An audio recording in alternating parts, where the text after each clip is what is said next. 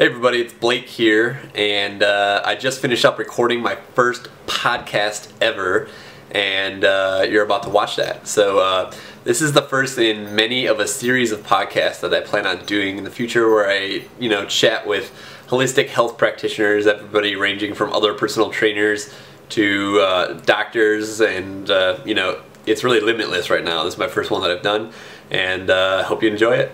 What's going on? Hey man, good morning. Good morning. So it's nice to sit down with you and finally meet you, man. I've been excited about this for a while now. But really quickly, I wanted to kind of tell you, what's going on here. This is my first in like a series of podcasts that I expect to be doing in the future. I'm going to be talking to a bunch of different like holistic health practitioners moving forward here. So, most of the people that watch my channel already know me. But Peter here is actually a board-certified naturopathic physician with advanced training in homeopathy and also nutrition. Is that right, Peter? Yeah, correct. Awesome. So, do you want to tell us a little bit more about your background? How you got started in your field and things like that. How'd you get where you are now? Yeah, sure. I kind of, in college, I was a biology major, a philosophy minor. I was really into the philosophy aspect of life, why we do the things we do, and was really heading down a very conventional medical path. I was a little discouraged by some of my fellow classmates. I felt like, I attended a small liberal arts college. It was very competitive in the pre-med program. And I felt like a lot of the students that were excelling were people that I would have had a difficult time talking to about my own health issues. If it burned when I peed, for example, I don't know if I could talk to these guys. If it was about a physics test or an organic chemistry test, most definitely. So I just felt like medicine itself was drawing in more scientists than, say, healers. And so I kind of had this internal philosophical debate, like, is it really what I want to do? Is that are we creating the kind of doctors that I see myself becoming? And it didn't feel like that was the case. Yeah.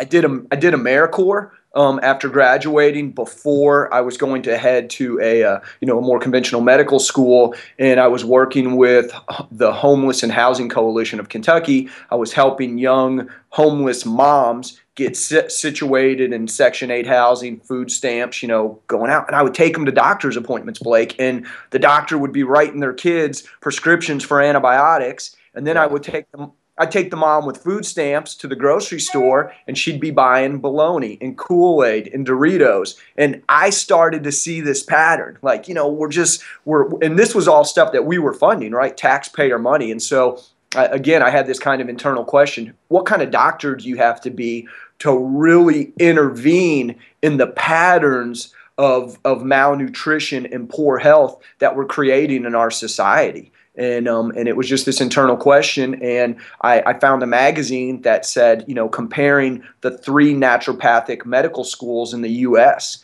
And I read about them, the 3 schools at the time. We now have 5, but I just said, that's it. That's the kind of doctor I'm supposed to be. I want to be someone that spends hours with patients and talks about food and tries to get to the root cause. Yeah, that's awesome, man.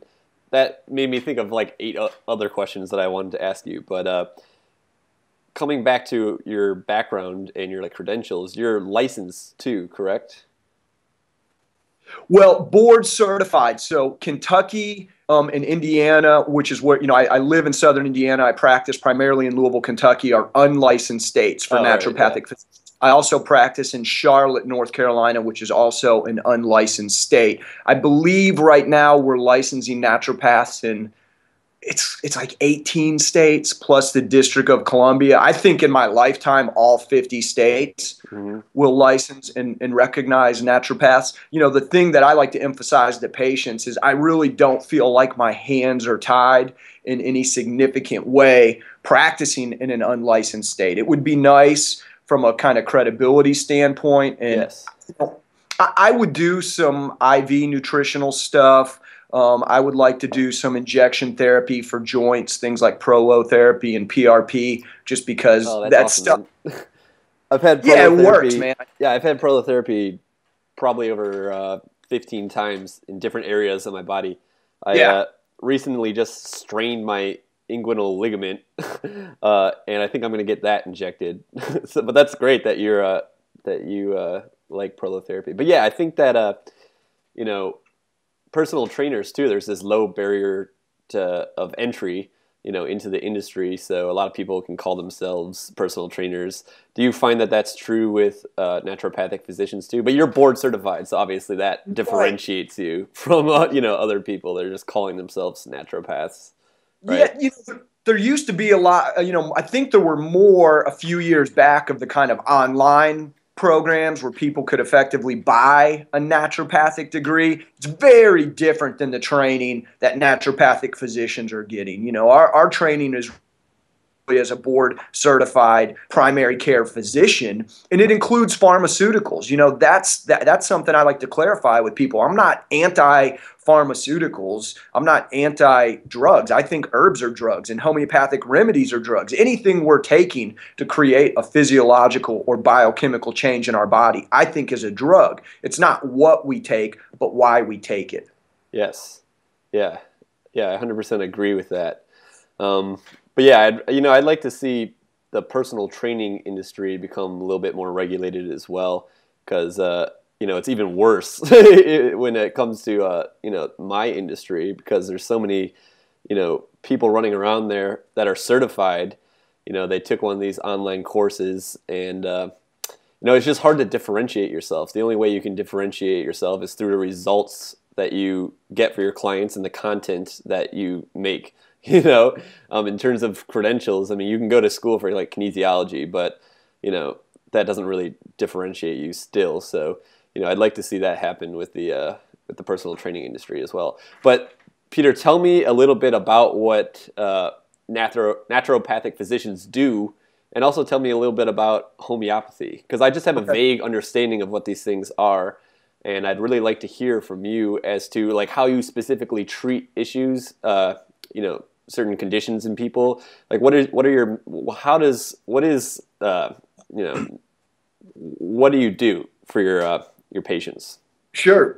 So I consider myself more of a minimalist. So, and I just recently was doing some reading and listening to some different lectures.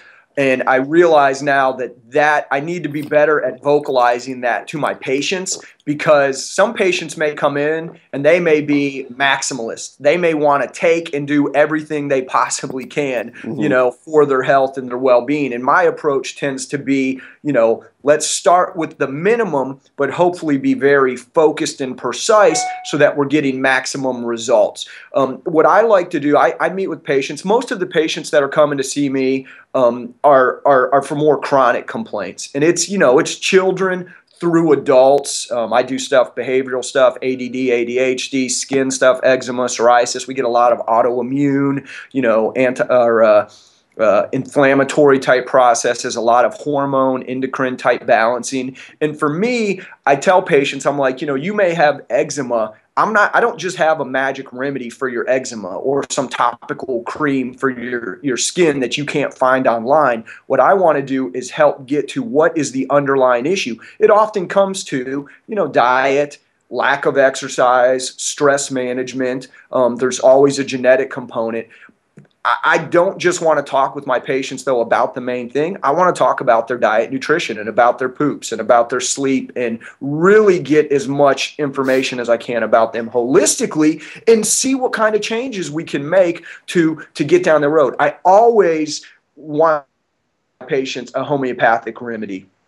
Homeopathy is one of the modalities that we're trained in school. So we get, Western botanical herbs, nutrition, supplements. I normally call that orthomolecular nutrition, also amino acids, diet and lifestyle, hydrotherapy. We get trained in physical medicine, similar to chiropractic. I have nearly 1,000 hours of Chinese medicine and acupuncture. So it's like this really big tool belt. Homeopathy is one of those things. That's where I like to start. The reason I love homeopathy so much is because I'm going to give one single medicine in a very dilute, very safe form to the individual for their whole picture. So it's, when I'm practicing the way I practice, it's very true to my naturopathic philosophy. I'm treating the whole person. I'm using a very safe medicine, a single medicine. And the goal is to match the medicine to the whole picture. So whatever the issues are around the main thing, but also their other tendencies. Do they tend to be more hot or cold? And just various things like that. And a lot of the time, that's enough. The people start making some diet and exercise changes, maybe add a few foundational supplements or supplements to get us over the humps, an adrenal support or a little something to help with sleep or inflammation. And then they get a homeopathic remedy that, kind of ties it all together, and patients get better. So what is the difference between, naturopathy and homeopathy?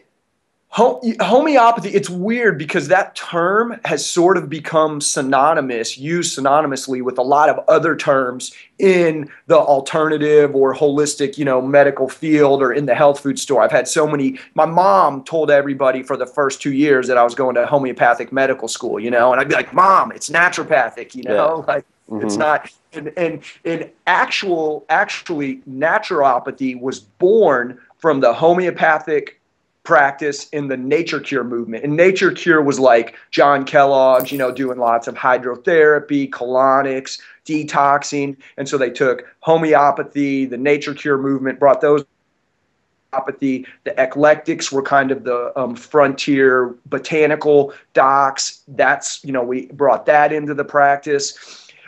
I tell patients, homeopathy is really a philosophy of medicine more than it is any type of medicine. We can go into the store and see a homeopathic teething support. And a lot of parents use these for their kids, and I think they're fantastic. To me, that's not technically homeopathy, because what they're doing there is they're taking, if a baby comes to me, or a parent brings a child to me because they're cutting teeth and having a hard time. Yeah. I'm going to try. I also want to know about the baby's sleep and about the baby's poop and what's the baby's general temperament. I want to prescribe one remedy to the baby because of the whole picture. Well, very often they're going to need one of a handful of remedies that'll fit that picture for babies. Babies, they don't have a lot of other stuff going on. They don't have all this stress. So we see over and over that there's a few remedies that are regularly needed for teething. Well, what these companies will do is take it and they'll create a combination formula. And we'll put 5 different remedies all in one formula. But now instead of prescribing it for the individual, we're prescribing it for a specific condition. So to me, that's not technically homeopathy. What they're talking about, though, is that they have a preparation that's made with these very dilute medicines, right? And that's very safe. So homeopathy, you're saying, treats more of the entire organism rather than a specific issue. That's the goal, correct. It's not to prescribe just because of a specific complaint. But people do sometimes take remedies because of specific complaints, and I don't have any problem with that. It's generally just not how I practice in my office. But I write about homeopathy for a website that's getting ready to go live in January. It's put out by the Naturopathic Doctors News and Review. And the way I'm writing there is more specific complaint stuff. I wrote about grief and sadness. And so I listed some remedies that would commonly cover grief and sadness. But the way we would differentiate which remedy an individual patient might need would be based on other factors, right? How's your grief and sadness manifesting in your sleep, in your gut and digestion, and your appetites? And do you feel better from consolation and hugs? Or are you like, get away from me, leave me alone, I'm going to process this myself? So you, as a naturopathic physician, look at the person holistically and you try to find all these underlying issues and things that might be, exacerbating or causing the symptom that brought them in there in the first place. And that's what kind of separates you from the, left brain, dominant, if you will, scientists, physicians, that are really into like Western medicine and things like that, right? I definitely think so. Although what's weird about homeopathy is weird to me that this is what I do a Hmm. big because we're using these very dilute. I think of myself, Blake, more as a scientifically minded person. I like reading the research. I like being up on what's going on. I love homeopathy because I've seen it work so profoundly. And I had two daughters when I was in medical school. They were fantastic guinea pigs, and I got to see it work, Yeah. firsthand with them. And I also got to see it not work with them when I would give a remedy that wasn't the right remedy. So it's weird for me to kind of wrap my head around that because I don't consider myself, some kind of shaman, energy healer, yet homeopathy kind of tiptoes on this line because we're using these very dilute preparations that, in many cases don't have any of the original physical substance there, but we're seeing these profound, improvements. And people, well, the criticism is again like, well, it must be placebo. And we talked about that when we were students in school. And, Dr. Stephen Messer, who was the chair of our homeopathy department, he just said, well, okay, how many patients are we seeing tonight? We might be like 15 or 20, how many are getting better? Yeah. 14 out of 15. He's like, do you care if it's placebo? Like, Yeah. really? If Yeah. this is your job to help people get better, do you care? And so Yeah. Like, that's kind of how. yeah, I totally get that, man. I don't know why people would criticize it if it's working. Why does it matter how it's working? If somebody comes in with a condition and then they leave and they're feeling better and that thing is resolved or going away, then why does it matter if it was specifically because of the chemical action of that herb or placebo? I mean, they Right. came in and they got better, right? So yeah, that's a funny thing Well, that. my thing is too, like what I feel good about is I mean I'm talking to patients about nutrition and trying to get them to change their diet and their relationship with food. And I'm talking to them about exercising and super glad to your YouTube videos because I recommend foam rolling for so many people. So I was checking out your foam rolling whole body Yeah. video, and I'm going to be sending that to all my patients for Awesome. foam rolling. Yeah. Yeah. Um, Yeah, dude. Are there any like specific conditions that you are most passionate about treating in people, or that you I found that naturopathy is most effective at treating, or anything like that?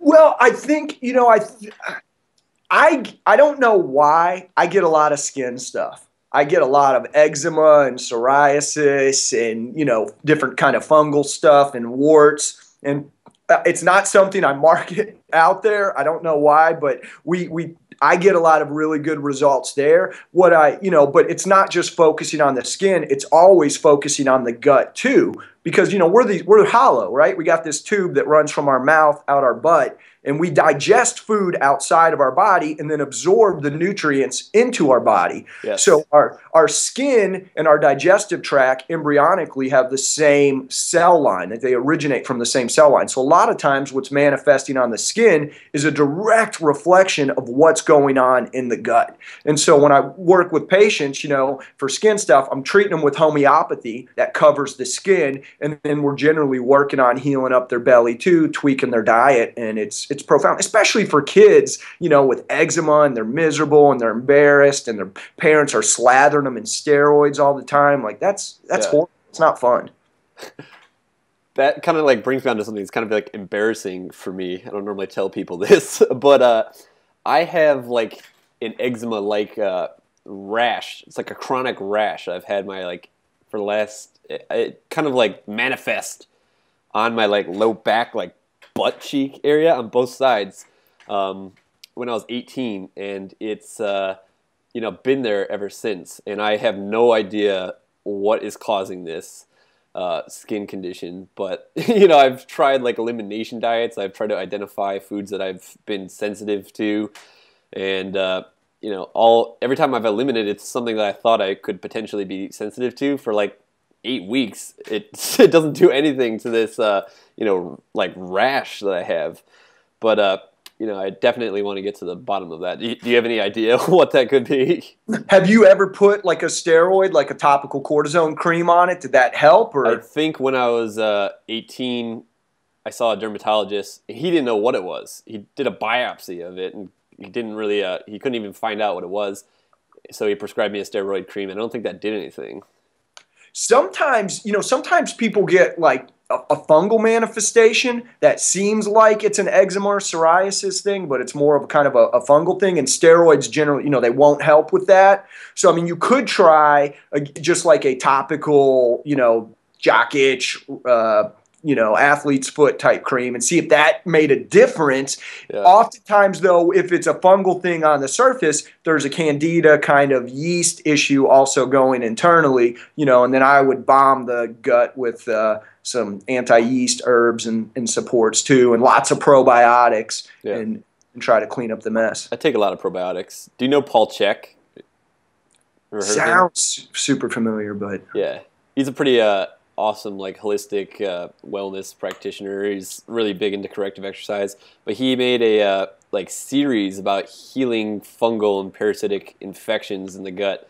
I think he did it with the Underground Wellness YouTube channel. But, right. Okay. I'll have to check that out now.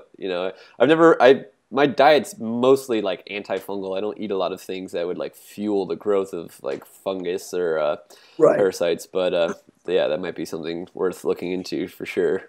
Yeah, if it's just kind of locked itself in for that long too, it may take. And again, I tell patients, I'm not. And, those are some situations where being able to prescribe pharmaceuticals, in a licensed state might be nice. Because I tell patients, I'm like, the antifungal herbs or anti-parasitic herbs are really pretty harsh and toxic, can be hard on the body, just like the pharmaceuticals. And so it kind of, I tell patients, like, you may want to juggle what your options are. And I will tell my patients, if you want to go the pharmaceutical route there, I'm happy to talk with your primary care doctor about why I think this is a good idea. And then we'll use the probiotics and different things, some liver supports to help protect the body from the adverse effects from those meds or supplements or whatever. Yeah, that's funny because I think a lot of people assume that since something's natural or it's in its like whole food herb state, they think it's safer than pharmaceuticals. But a lot of times it's those herbs that contain those chemical compounds that are then isolated and made and turned into a synthetic isolate that are turned into the pharmaceuticals, right? So like the chemical that naturally occurs in the herb could be just as potentially harmful as the synthetic isolated pharmaceutical form, right? Right. Yeah. So I even tried not to use the word natural or discourage, because like it's a natural herb versus a supernatural pharmaceutical or, it's silly kind of. Yeah. It's not really descript I guess. Yeah, that's like that difference between like something that's natural and something that's man-made. Know? Like people are like, man is part of nature, right? So isn't that just like a natural expression of nature?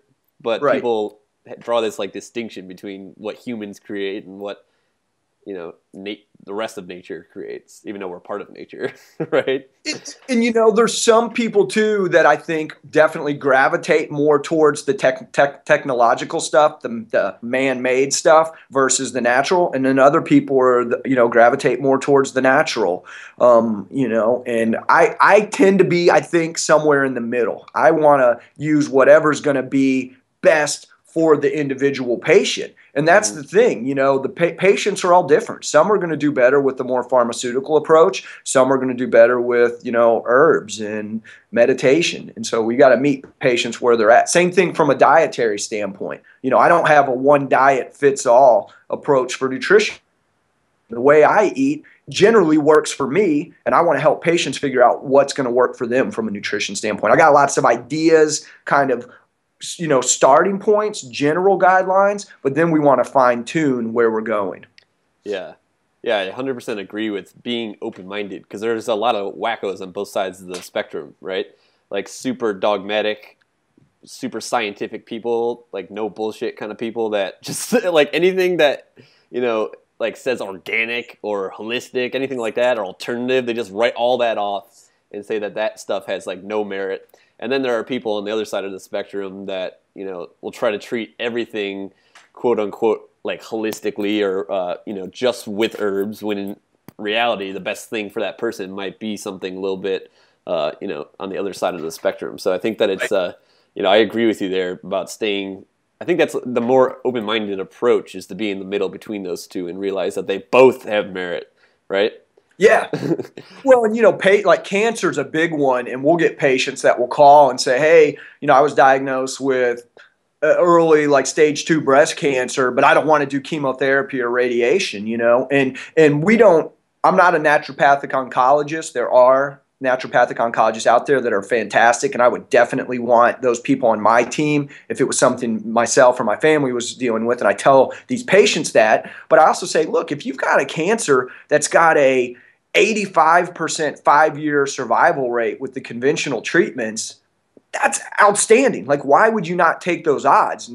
Go do that and work with us so that we can bump it up from 85 to 95%. Plus, you're not going to deal with all the adverse effects from the radiation or the chemotherapy, or you're going to recover from the surgery, better and faster with less pain support, whatever. We want to be on your team, but it doesn't have to be all or nothing. Let's integrate. They're not mutually exclusive. Not at all. It's not one or the other. They can work synergistically together. Yes. And I think lots of times when it comes to cancer like that, a lot of people will treat it that way. They'll be like, oh, I'm just going to go to the health food store, start taking chlorella tablets every day and drinking noni juice. And then, sometimes those people, don't survive. And then their family members will just write off that, they're like, oh, that's all bullshit. It's just, my husband did that and he ended up dying. It's because he probably didn't really come at it, like what you just described, realizing that both have merit and using them synergistically together, working with a holistic health practitioner and traditional like Western medical oncologist to combine both of those treatments. So I think that being in the middle is definitely the right way. What's that? Isn't like, I think Buddhism, like something in Buddhism, something about the middle way. I don't even know what I'm talking about, but or Buddhists or like Taoist is kind of, there's no good, no bad, no. Is that sort of a Taoist? Yeah, I don't know. I don't really know where that stemmed from, but I just remember hearing the middle way. It's just like the middle is where you want to be always. Well, and that's what I tell patients with nutrition stuff. I'm like, the key, I think, nutrition is balance and moderation. Yes. Like that's it, kind of in the middle. And, we can't eat enough vegetables and fruits. But does that mean we should only eat vegetables and fruits? That, to me, is kind of an extreme version of nutrition. We're now limiting ourselves to only 2 of all the other things that are available to humans to consume. Talking about nutrition, I wrote about this in my ebook, but Dr. Weston Price's work, metabolic typing. What do you think about that? I like Weston Price. There's, I definitely think there's something to be said about that more traditional diet. I like the way they cook a lot of their foods. There's a nice, strong raw milk community and co-op in Louisville, and I'm part of it, and I think it's a great thing. I worry a little bit because some people, members of the group will think, oh, raw milk's a health food. And I don't buy that there's healthy or unhealthy food. Food is food. The quantity, frequency, and our relationship to the food is what will impact our health as individuals. If you're sensitive to dairy, the raw milk may not be working for you. And I get it. People get excited. They get attached to that idea that it's a health food and they want to drink it. And sometimes it's hard for, people to let go. So I don't like those, again, all or everybody should be doing the raw milk or stuff. Well, about the raw milk, do you find that most people that are sensitive to pasteurized milk might be less sensitive to raw milk? Yeah. Or maybe not have any sensitivity to raw milk? Yeah, definitely. And I see even more than that, people that have sensitivity to drinking milk. And, to me, homogenized pasteurized milk, that's a processed food product. That's not a real food. Raw milk is real milk. But very often people can't consume the dairy and milk, but they can do some cheeses or yogurts where it's cultured and the food is kind of transformed to a different state. So they do the dairy, they drink the milk, even if it's raw milk, and they get some belly stuff or their skin flares up, but then they eat some cheese sprinkled on top of their vegetables and, you know, they're fine. And so that's, again, we have to fine tune it for individuals. I avoid wheat and gluten, but if I eat a lightly breaded piece of fish, I'm fine. Like my poops aren't going to look weird tomorrow. You know, my joints aren't going to be swollen. I'm not going to be retaining water the same way that I would if I ate some pasta or pizza, right? And it's just kind of getting a feel for what the individual's relationship to the foods are. Yeah. But definitely the enzymes, you know, from a lactose standpoint, you know, that lactose sugar, having lactase in the raw milk is huge for people just from the gas and kind of bloating thing from dairy. Yeah. For sure. Paul Chek, I think it was Paul Chek said this. He said that people are not lactose intolerant, they're homogenization intolerant or pasteurization intolerant, you know? But I think I see some like tinctures behind you there on the shelf. Is that what those are? Yeah, those are actually liquid homeopathic remedies. So what I mean, in my office, the main things that I stock are homeopathic remedies. I'll bring in some winter immune support stuff. I'm out of most of it right now, and then I have an online pharmacy where patients can go. But I tell people too, I'm not attached to making money selling products. That's not what I'm trying to do. You know, you can go to the local health food stores or order it online. I think VitaCost is a great resource, you know, affordable resource for patients. But I have liquid homeopathic remedies, and then I get blank pellets from India, and, you know, I mix up the remedies here. And awesome, man. I have a couple questions about a few supplements, herbs that I'm taking now. Sure. And I just want to get your opinion on them. So I've been listening to Daniel Vitalis a lot lately. He's cool. Yeah, I saw that you posted some something from him on your Facebook wall the other day. I've been taking pine pollen, both in the extracted form and just the raw pine pollen itself. And that's something that I've been really curious about. I wonder if you have any experience with that. I know that contains like bioidentical testosterone in it, right? And I think that the people take it in order to boost their own, you know, testosterone levels, and that's where the debate lies, like whether or not ingesting this thing orally will actually boost your own levels. It's kind of like global warming. I mean, we know that it's changing, but we don't know if it's like what's causing it. It's a fact that it contains this bioidentical testosterone, but we don't know if it raises our own levels of it. Correct? You know what? Honestly, this is the first I've heard of pine pollen. Oh, all right, got it. I'm curious now for sure, and I'm gonna check into it. Yes. I was thinking initially when you said it that it might be more for like allergies or inflammatory kind of you know processes like a desensitization type thing, but. Well, yeah, Daniel Vitalis talks about it a lot. Tim Ferriss actually talks about it too in his book, The 4-Hour Chef. Okay. So apparently it was like discovered by the Russians. I'm not really sure. Sweet. Whatever. I've been taking it for a while now, and about a month. And when I do take it, I feel almost like I've ingested some sort of central nervous system stimulant. You know, I feel stimulated, but I know that there's not any stimulants in it. So I was wondering if that was due to the like androgenic effects of it. But do you take it before workouts or after workouts, or? I do both. I take the powder form, the raw pine pollen before a workout. I throw it in my Vitamix and I drink that beforehand. And I take the tincture form after. Apparently, when the pine pollen is extracted via some sort of solvent using like alcohol, the androgenic effects of taking it are greater than when you ingest the raw pine pollen. Right. So, you know, I've been doing both. Cool. I've just been all pine pollened out over here. To make it a little personal, you notice any difference like in the morning waking up? Like at attention? Or? Yeah, I mean, that was never really a problem to begin with, so it's hard to like, I mean, you know, it's not happening anymore than it already was, but I do seem to have, I don't know if it's placebo again, but even if it is, you know, it's like we said earlier, it doesn't really matter, but I seem to have more intense workouts.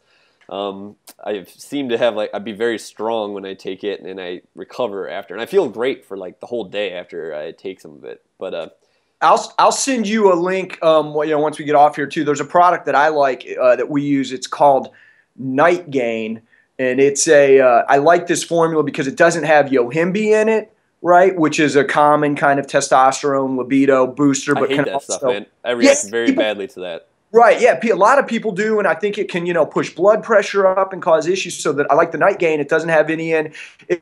It's by a company, I think it's Natura, and it's an herbalist who's a lot of like rain. There's so many plants out there. There's so many potentials for herbs and medicinal stuff, and I think Natura is mostly like rainforest stuff that was not part of our curriculum and training in school, but it's one that you take before bed. It kind of helps you get a good restful night's sleep. And we have patients all the time. They're like, man, it's like I'm waking up in high school again. I can't roll over. And yeah, I think that pine pollen is pretty interesting relative to other herbs and vitamins and minerals that are supposed to boost testosterone, because a lot of those things, like zinc. Hey, sorry about that. Can you hear me? Yeah, I'll just edit that out. Okay. But I think that a lot of those, like zinc, for example, is a precursor to testosterone, whereas in a lot of like testosterone boosters contain these precursors. Where I was drawn to pine pollen because it actually has testosterone in it.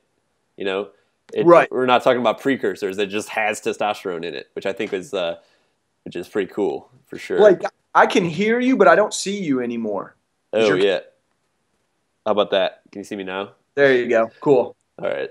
Yeah, this is only my second podcast. I think I'm going to get a better camera. We'll have to chat again, but anytime. Yeah, for sure, dude. I'm really enjoying this chat. But another thing I wanted to ask you about was bee pollen, because I take that, and I know that it's known for its effects on allergies, and I definitely notice a decrease in my allergies and when I take it. But I was wondering how that actually worked, because it seems like it makes sense that it would kind of lower your your response to like being exposed to pollen if you're allergic to that. But I'm allergic to a lot of different things like dust and things like that, and it also seems to help with that. So I was wondering if you can explain maybe how that works, and also what other outside of helping with allergies, how else bee pollen might be able to help people. Because I drink bee pollen pretty much every day at my shakes, and I get it sourced from a beehive that's only like an hour away from me too. So I know that local is very important. Yeah, that's what I was going to say. I mean, that's huge if you can get it close by. In general, our body, the immune responses that we deal with are to proteins. In whether it's in foods, proteins on the surfaces of virus and bacteria, like dairy. When people talk about dairy allergies, it's typically to the casein or to the whey from an allergenic standpoint. Now, people may have issues digesting the lactose, but that's local to the gut. That's not systemic in the body from an immune standpoint. So what we're looking to do is modulate our body's responses. These allergies are really a hypersensitivity to things that should not be threatening to our body. Yeah. And so if you're able to source some bee pollen where you're getting some of the pollen proteins from different flowers and grasses and plants from the bees, converted into a food form, and you're getting it in these small doses, it may be helping with,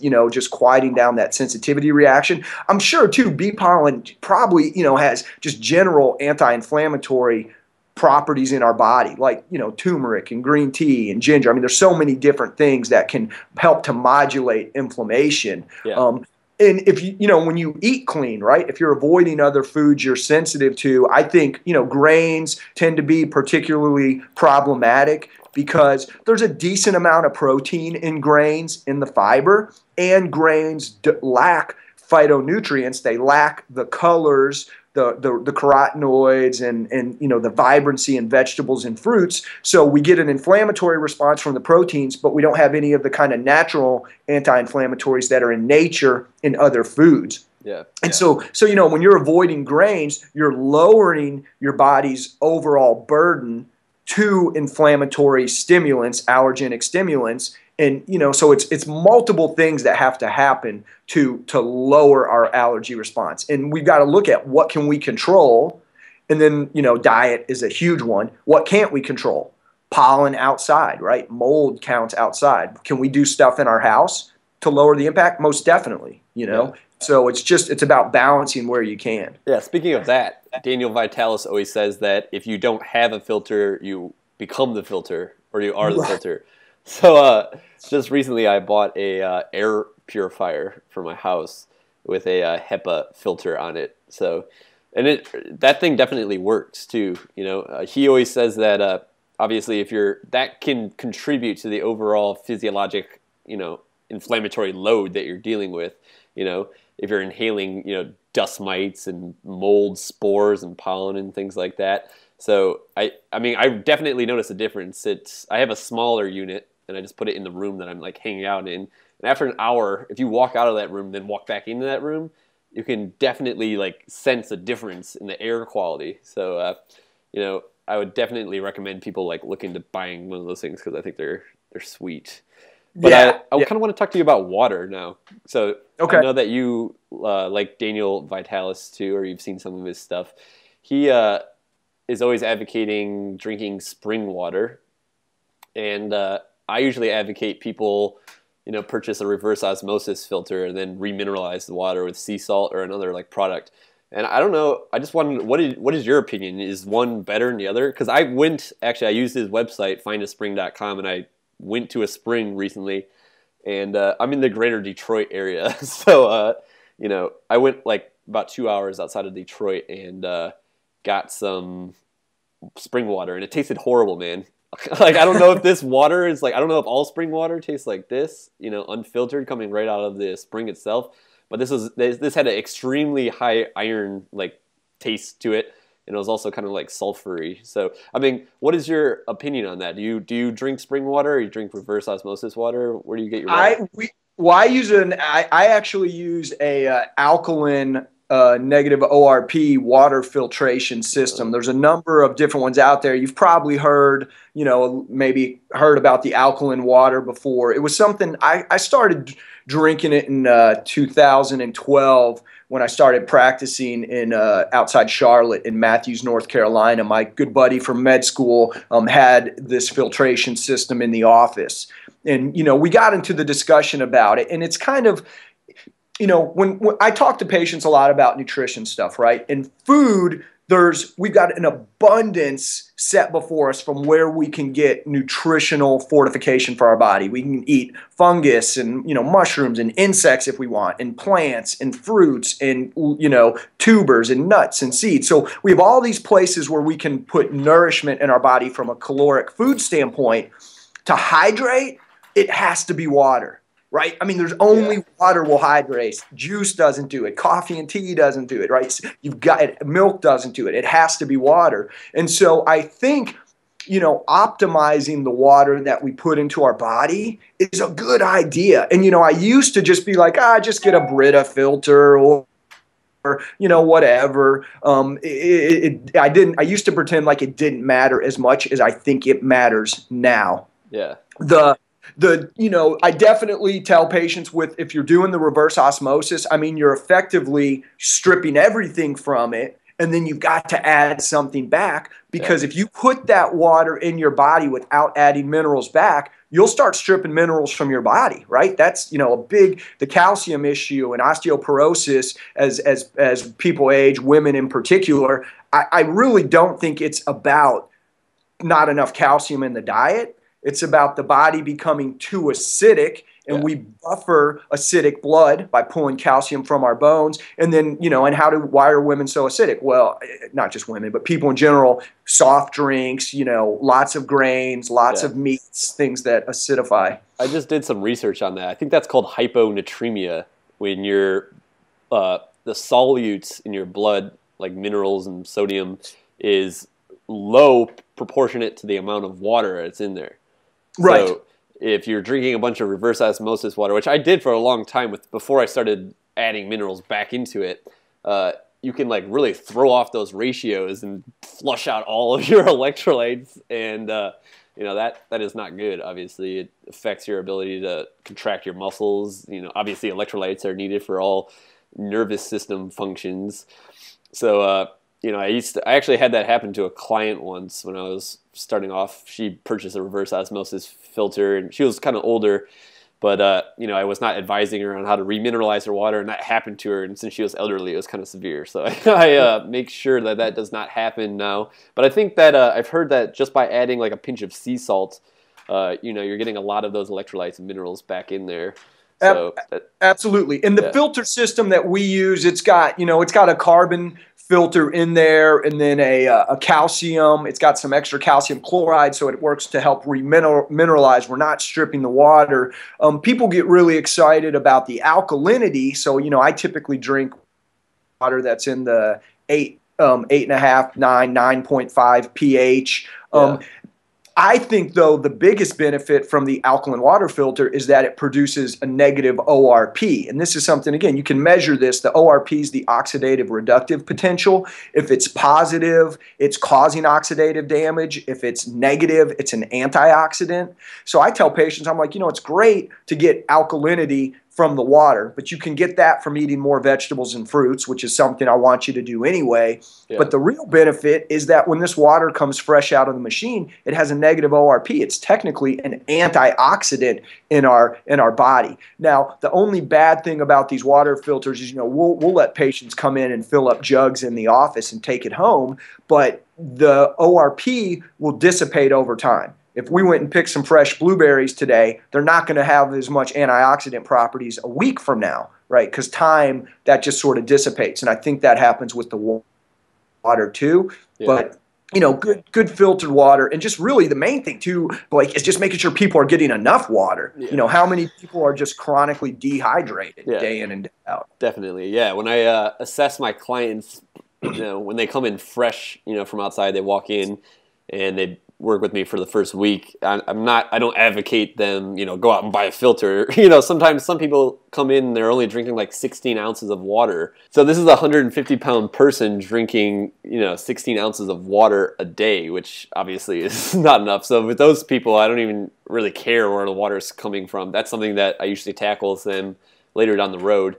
What I'm most concerned about initially is just making sure that they're getting an adequate level of water intake, be it from the tap or bottles or whatever.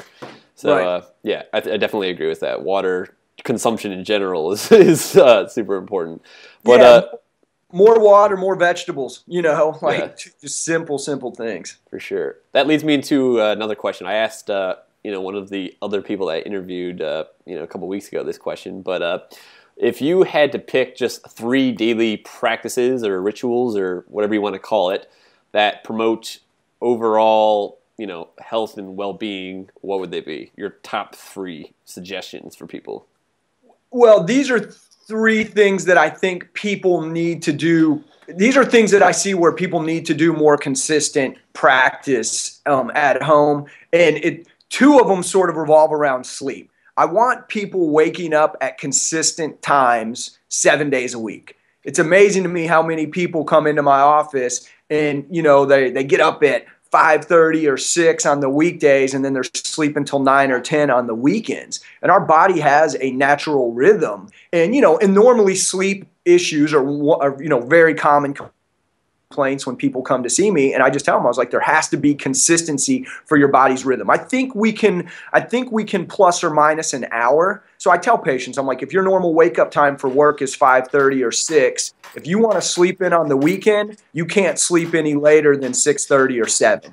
You got to set an alarm, and we want to train your body. We want to get into the habit, and hopefully, eventually, you're not needing an alarm at all to wake up, right? We've got this rhythm established. On the other end is the bedtime stuff.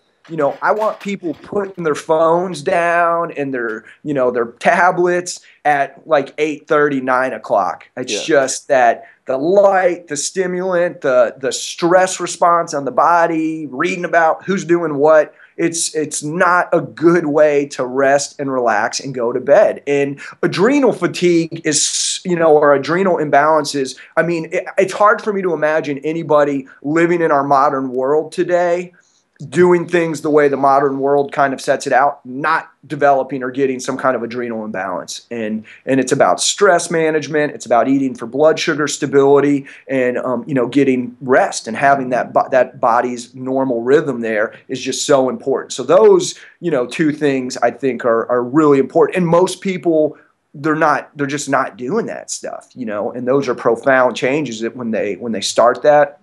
And then just some sort of physical exercise, movement. I like FSA, right? Like a fun, sweaty activity. Go out and run around with the dogs or throw frisbee with the kids. We need to move. We need to be outside. We need fresh air. You can't get up, get in your car, go to work till 5, come home, sit on the couch. You can't. To me, it's just an existence life, and I personally want more for myself, and I want so much more for my patients and my family for sure. My kids, I don't want them trapped in those patterns. For sure. So some kind of movement. A buddy of mine is a musician named Don Pedigo down in Nashville, and we were talking at a concert. He was here in Louisville a couple weeks ago, and he's like, man, every morning I get up and I knock out my workout. He's like, I know I'm every day battling with my physical self, my mental, emotional self, my spiritual self, trying to grow, trying to be a better person. He's like, if I can knock the physical one off first thing in the morning, then I got the rest of the day to work on my, spiritual, mental, emotional self. And I was like, that's brilliant, man, Yeah, I think a lot of people do that, try to bust it out right off the bat, even though you should probably eat before you do that. I'm not a fan of working out on an empty stomach. But, okay, so just to recap that, you got waking up at regular times, going to bed, early enough, and then exercise. Unplugging at night, before bed. That's something, I used to leave my phone on all the time in case patients might call. And, I'll tell patients now, I'm like, look, if you've got an acute thing or you're sick or it's a kid, let me know. I'll leave my phone on. I'll answer it if you call me in the middle of the night. That's no problem. But in general, if there's nothing major going on, I put my phone in airplane mode, I do that too, just to cut out all the waves too, because I don't know how I don't think anybody really knows, because they haven't been around long enough, how that affects their physiology. We're chronically being bombarded with cellular waves, Wi-Fi waves, radio waves, all that kind of shit. But let me just say the wave thing, Blake, that's one thing, I've been telling patients that I think it's a good idea to get outside with no shoes on and let your feet sit on the earth, grounding. They make grounding pads and things you can get in the house, but I think that's part of the benefit we see from those practices is giving our body an outlet for all the charges, all the electromagnetic fields and things we're taking in. Yeah, I agree. I was just telling my girlfriend, we were out in nature the other day, far away from any cell tower or anything like that. And there's like this profound quietness in nature that's a lot different. Like even if you went in your room, you put on like noise canceling headphones and you're in the dark, and there was no noise coming in. It's still not the same as the type of quiet that you get when you're like in the wilderness. I don't know what that is. I don't know how to articulate that, but I theorize that it could be because there's a lack of all these waves penetrating, your cells 24/7. Right. But coming back to the sleep thing, are you aware of this blue blocker glasses health trend? Yeah, I do. I am. And I think, again, for me, I generally am turning that stuff off at night. Yeah. So I don't put the glasses on. I'm trying to get in bed around 10 or 10:30 most nights. Typical for me in the evening is, sometimes once in a while my wife and I will want to watch a funny show or something like that. But neither one of us are really struggling with major sleep issues. I've recommended the glasses for patients that have sleep stuff and feel like they're, stuck on the device, or that's when I get my best work done. I need to be on my computer. And I'm like, well, you might want to consider this. What I try to encourage people doing, what I've started doing, a lot of times in the evenings, that's when I'm listening to an audio book or a podcast or some comedy or just something kind of either that I enjoy or something that's not too, stressful for me. And I'll do that and do some foam rolling and some stretching at night before bed as sort of my cool, kind of wind down routine. Yeah, man. Foam rolling prior to bed and first thing in the morning. I love it. A great practice being.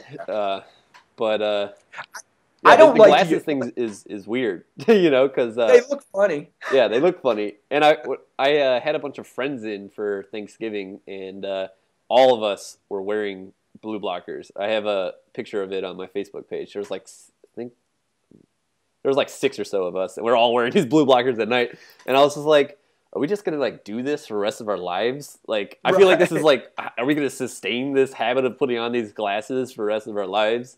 I think that, or hopefully, I hope that like technology just stops emitting these harmful light rays. You know, I mean, I understand there's applications that like you can get on your phone and stuff that like turns it into you know, a device that doesn't emit blue light, but yeah, it was just funny because I tell people, I made a video about it, and then I just had this realization. We were all sitting around wearing these things, looking at how ridiculous we all looked, and I'm like, are we just gonna, is this just something that we're gonna do for the rest of our lives? Put on these glasses at night and look goofy, walk around. But Peter, I gotta go, man. I really gotta pee, and I want to keep this interview kind of short. But this was an awesome chat, man. I definitely want to chat to you with you again. Yeah. You know. So, do you want to tell us where people can connect with you? Do you have a, you know, a website and all that kind of stuff? Yeah, my practice website is just drswanz.com,